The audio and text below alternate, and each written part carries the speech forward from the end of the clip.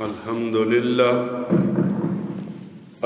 لله وكفى وسلام على عباده الذين اصطفى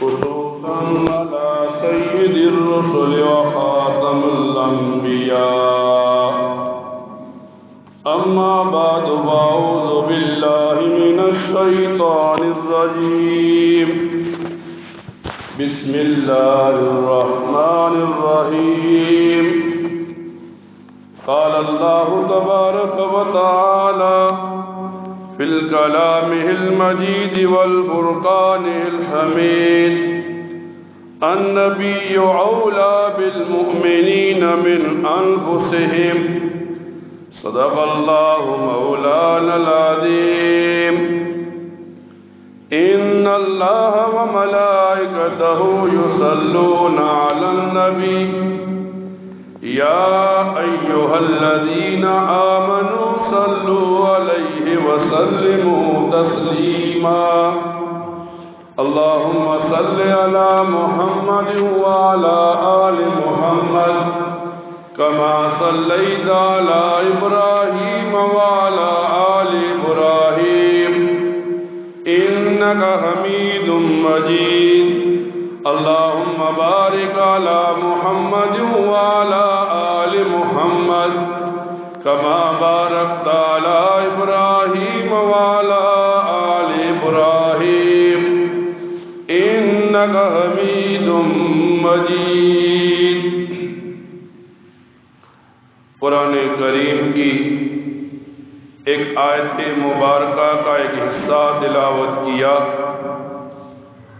اللہ رب العزت ارشاد فرماتے ہیں النبی اولا بالمؤمنین من انفسہم کہ نبی کریم صلی اللہ علیہ وسلم ایمان والوں کو اپنی جانوں سے زیادہ محبوب ہے۔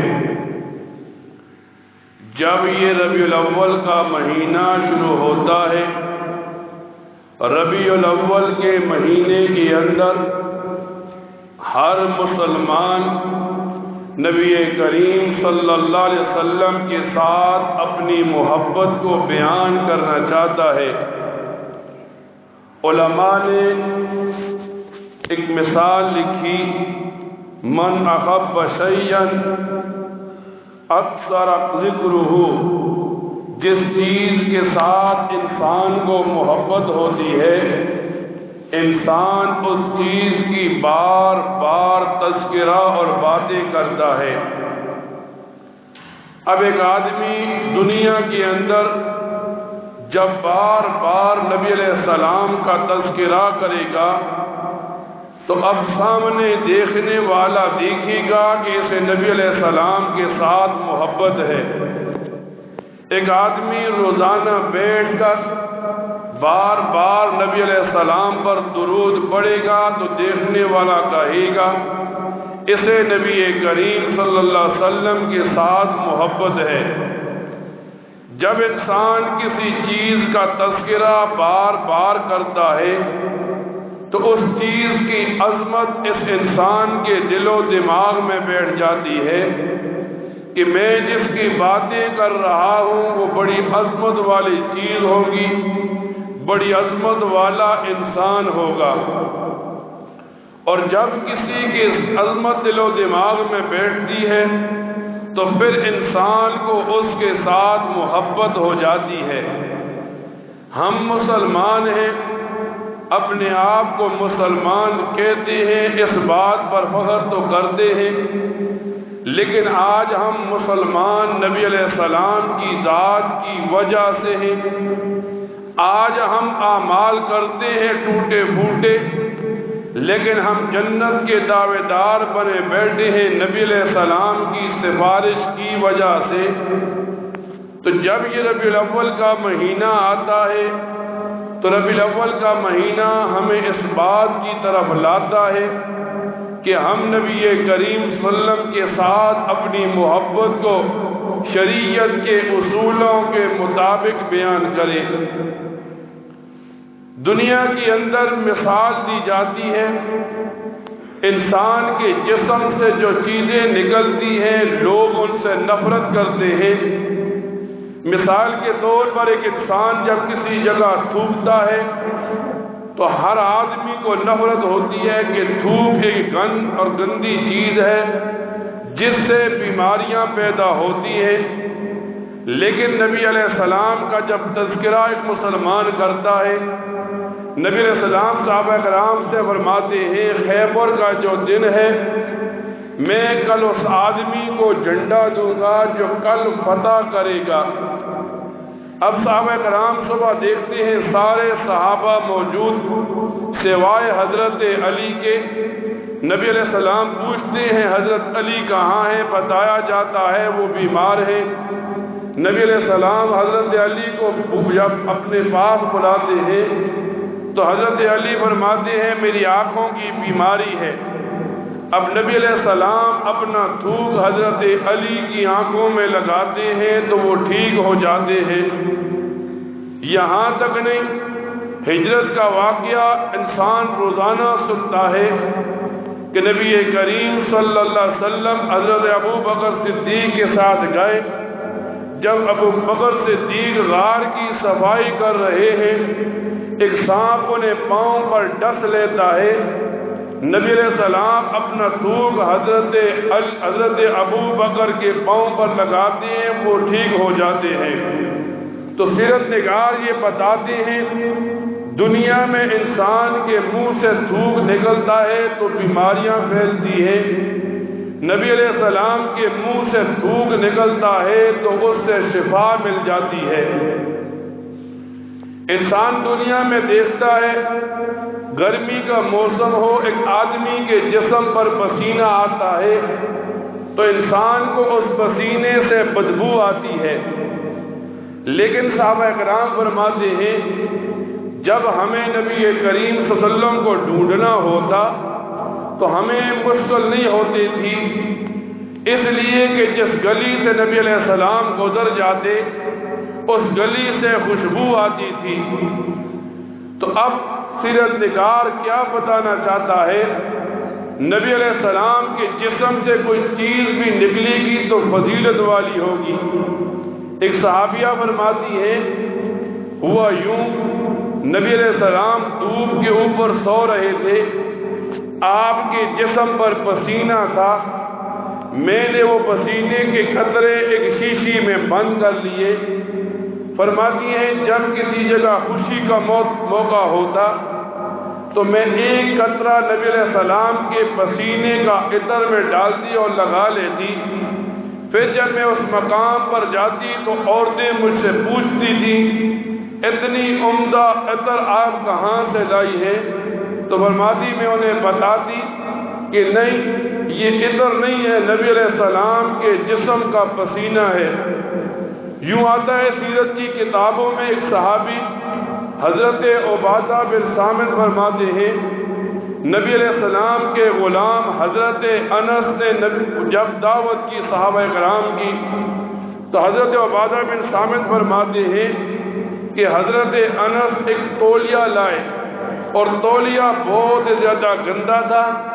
ہم نے دیکھا اب یہ کیسے اسے استعمال کرتے ہیں، تو فرماتے ہیں پاس ہی تندور میں آگ جل رہی تھی تو حضرت انس نے وہ گندا تولیہ تندور میں ڈال دیا۔ پھر چند گھڑیوں کے بعد وہ تولیہ نکالا تو وہ بالکل صاف تھا۔ ہم نے پوچھا یہ کیا معاملہ ہے؟ تو حضرت انس فرمانے لگے نبی کریم صلی اللہ علیہ وسلم جب وضو کرتے اور اپنے ہاتھ منہ کو سکھاتے تھے تو اس تولیے کے ساتھ سکھاتے تھے۔ اب یہ تولیہ جب بھی گندا ہوتا ہے میں اسے تندور میں ڈال دیتا ہوں، آگ اسے نہیں جلاتی۔ یوں آتا ہے سیرت کی کتابوں میں حضرت فاطمہ فرماتی ہے نبی علیہ السلام میرے گھر آئے تو میں روٹیاں پکا رہی تھی، تندور پر میں روٹیاں لگا رہی تھی۔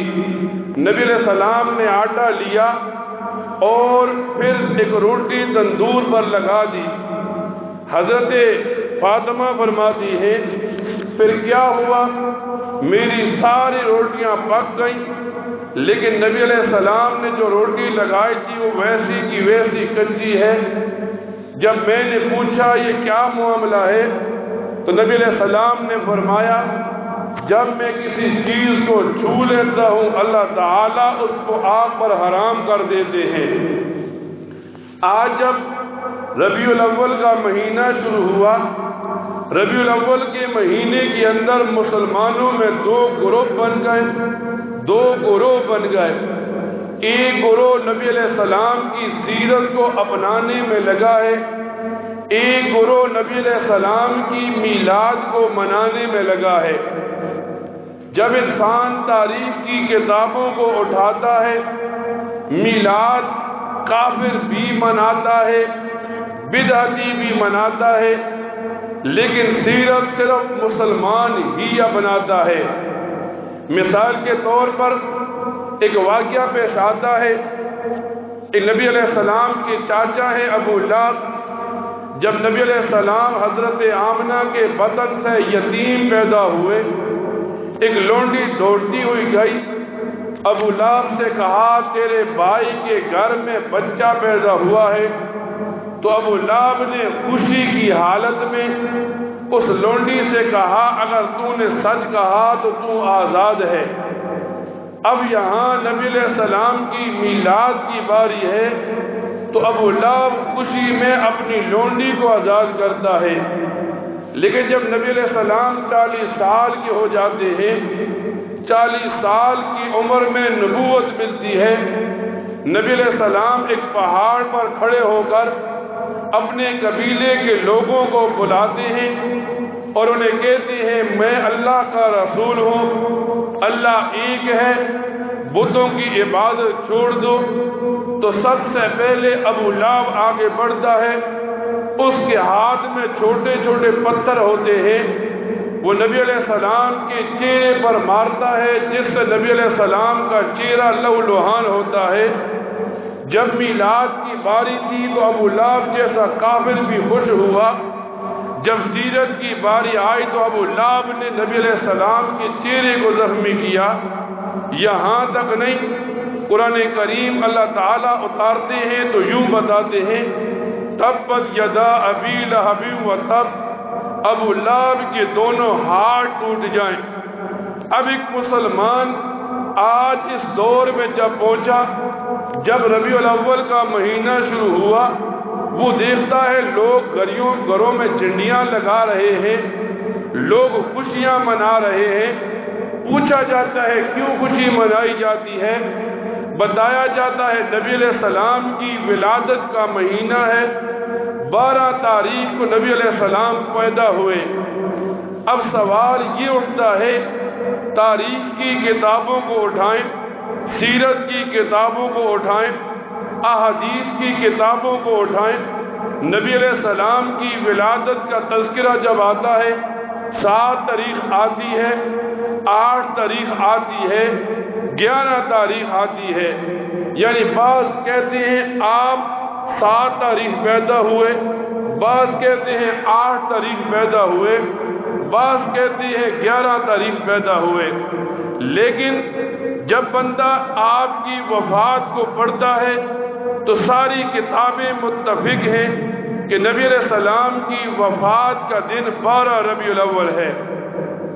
اب ایک آدمی اس دور کے اندر جب پہنچتا ہے، وہ کہتا ہے میں 12 ربیع الاول کو خوشی مناؤں گا، تو اسے بتایا جائے گا نبی علیہ السلام کے دنیا سے جانے کے بعد 1350 سال تک جب بھی ربیع الاول کا مہینہ آتا تھا، لوگ اس مہینے کو 12 وفات کا مہینہ کہتے، یعنی 12 تاریخ وفات کا دن ہے۔ بعض لوگ تعویلیں کرتے ہیں ہم تو خوشی منائیں گے ولادت کا دن ہے، تو علماء کتابوں میں سوال لکھتے ہیں آپ کا والد جمعے کے دن پیدا ہوا تھا، 60 سال کے بعد آپ کا والد جمعے کے دن فوت ہو گیا۔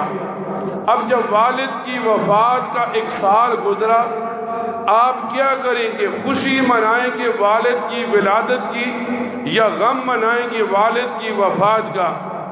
جب انسان کی اپنے والد کی باری آتی ہے تو وہ موت کو مقدم کر لیتا ہے، اور جب نبی علیہ السلام کی باری آتا ہے اختلاف ہونے کے باوجود 12 ربیع الاول کو وہ عید کا دن کہتا ہے۔ اب سوال یہ پیدا ہوتا ہے یہ معاملہ کیوں کھڑا کیا گیا؟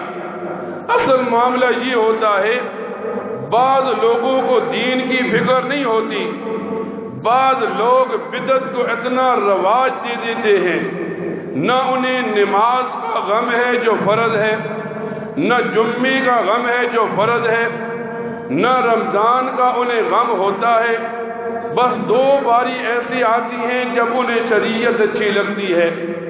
ایک جب رمضان کا آخری جمعہ ہوتا ہے وہ ایک بدعت ایجاد کر کے قضاء عمری پڑھتے ہیں، کہتے ہیں پورے سال کی نمازیں معاف ہو گئی۔ ایک 12 ربیع الاول کو ایک بدعت منا کر سمجھتے ہیں ہم نے اس کی رسالت منا لیا، اب ہم پورا سال اس سے فارغ رہے۔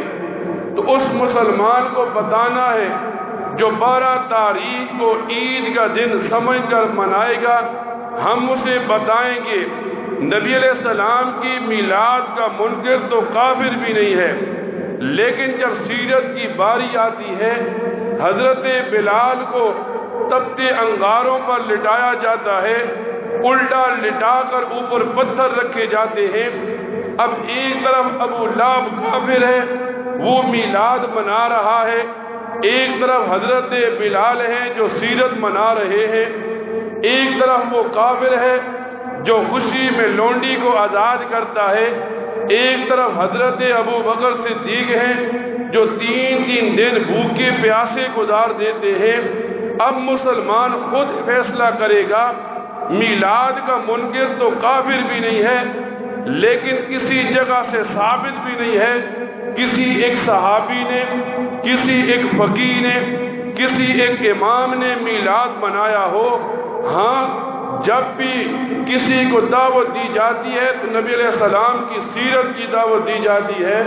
صحابہ کرام بتاتے ہیں نبی علیہ السلام کا لباس ایسا تھا، آپ کا چہرہ ایسا تھا، آپ کھاتے یوں تھے، آپ پانی پیتے تو یوں پیتے تھے، آپ سوتے تھے تو یوں سوتے تھے۔ یعنی سیرت کو اپنانا ایک مسلمان کے لیے لازمی ہے اور یہی سنت طریقہ ہے۔ اگر آج آپ دیکھیں ایک آدمی 12 ربیع الاول کو جھنڈیاں لگاتا ہے، خوشیاں مناتا ہے، آپ سمجھ جائیں یہ دین نہیں، یہ بدعت ہے، یہ کفار کا ایجاد کیا ہوا ایک کارنامہ اور نمونہ ہے۔ آج لوگ یہی سمجھتے ہیں ہم عید میلاد النبی منائیں گے یہ ہماری نجات کا ذریعہ بنے گا۔ نجات کے لیے سیرت اپنانا ہے، نبی علیہ السلام کا طریقہ اپنانا ہے۔ جب ہم طریقے پر چلیں گے قبر میں پہنچیں گے، حشر میں پہنچیں گے، نبی علیہ السلام ضرور سفارش کریں گے۔ لیکن جب ہم بدعتوں پر چلیں گے، کبھی میلاد النبی کی بدعت، کبھی کون سی بدعت لے کر جائیں گے، پھر سفارش نہیں ہوگی، پھر نبی علیہ السلام کی بات آئے گی تو وہ چہرے کو پھیر لیں گے۔ اللہ تعالیٰ سے دعا کیا کرے اللہ سنت کے مطابق زندگی گزارنے کی توفیق عطا فرمائے، اللہ بدعات سے بچنے کی توفیق عطا فرمائے۔ وآخر دعوانا ان الحمد للہ رب العالمین۔